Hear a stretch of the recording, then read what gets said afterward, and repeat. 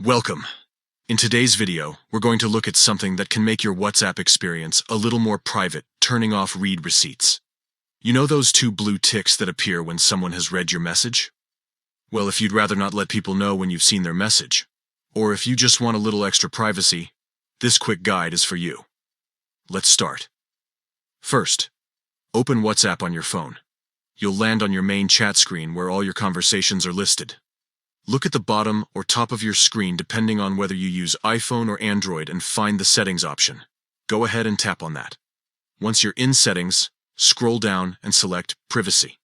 This is where all your privacy-related options are stored, from controlling who can see your profile photo to managing your online status. Now, scroll a little until you find the option that says Read Receipts.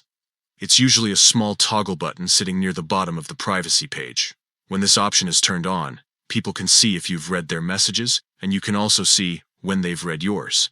To turn off Read Receipts, simply tap that toggle so it turns gray or moves to the left. That's it. You've just disabled Read Receipts on WhatsApp. From now on, others won't know when you've read their messages, and you won't be able to see theirs either. It works both ways, a fair trade for more privacy. It's worth noting that Read Receipts always stay on for group chats and voice messages, even if you turn them off for regular conversations. That's just how WhatsApp works. If you ever change your mind and want to turn them back on, no problem. Just follow the same steps, open WhatsApp, go to Settings, tap Privacy, and toggle Read Receipts back on. And that's all you need to do. Enjoy your new level of privacy and the peace of mind that comes with it.